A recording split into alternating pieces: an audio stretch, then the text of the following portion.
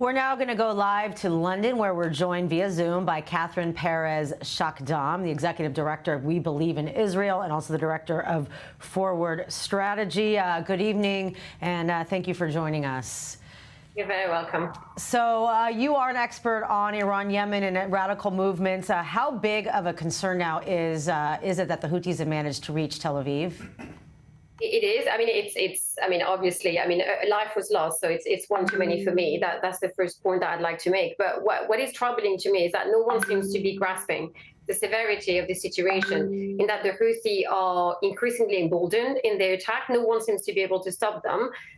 They don't have great military capacity, and yet we have tolerated, and when I say we, I'm talking about the international community. We have tolerated, this reign of terror in the Red Sea. We have tolerated for people to lose their lives. And I'm not just talking about Israel today. I'm talking about those people who were on the carriers that were targeted by the Houthis for whatever reason, because they do not care about the Palestinian cause. If they did, if anyone did for that matter in the region, truly, Egypt would open its borders, Jordan would do the same, and they would, they would welcome those refugees they claim so, to want to help so very much, but they don't. They don't for a reason, is that it's not the point. The point is to be able to harm Israel as much as possible and play in this rather heinous narrative that Israel is somewhat a colonial power. We're not quite sure what they occupy exactly, but they're happy to be peddling this narrative.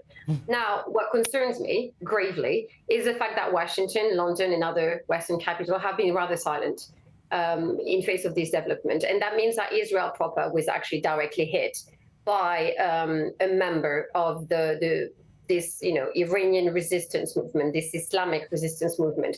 And we have seen in the past, on the back of October 7th, what happens when we don't address the horror of terror, that it translates into the streets of London, Paris, Washington, New York, and that it's very quite often carried through academia, universities, that young people are often being radicalized, following this narrative again, that they believe to be standing on the right side of history. They are not.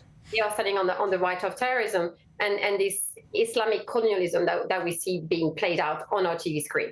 This is not okay. People need to wake up. When the Houthi managed to target Israel, a military superpower, and the world falls silent, I would say that, what ground do we need to give for people to understand that this is not a dress rehearsal? It's a real threat against everybody. Well, and the fact that also the IDF saying earlier today that as many as 200 drones and cruise missiles have been fired from Yemen toward Israel. We've heard about them being intercepted over the Red Sea and whatnot. But I mean, the fact, it's something here, those of us in Tel Aviv, it doesn't really seem like it's that much of a threat because largely he's been successful or shot down in the Red Sea. But this definitely ups the existential fear factor. Not just that. I mean, if you think about it, is that Israel is systematically, and this is not my opinion, this is a historical fact, it's proven, the data is there, is that it always starts with Israel. We have seen after October 7 what happened. We have seen it. We have seen it manifested in the streets of London and Paris. We have seen, people launching, not just the Jewish community and the diaspora, but, other people. Churches have been, vandalized. People have been targeted. They are being silenced. You have countless people, particularly in France, where the narrative and the rhetoric being used by Islamo-fascists is becoming increasingly aggressive and belligerent and calling for the blood of the infidels in our streets, in the streets of the West. What else? How else do you want to understand this attack as anything else, as a rehearsal for what is to come? And they are testing our defenses. They are testing our responses to this attack. So Israel is one thing. Israel will take care of Israel.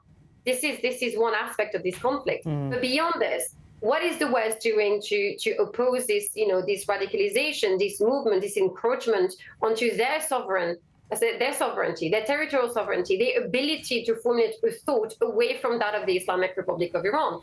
And if Israel is insulated from that, in the sense that I don't think that anyone in Israel, other than elements who feel linked to Hamas, will play into this. They understand what is going on because obviously the target is us, and we feel it, we know it, we've grown up with it. It's quite well understood. But what happened in the West when they don't grasp the severity?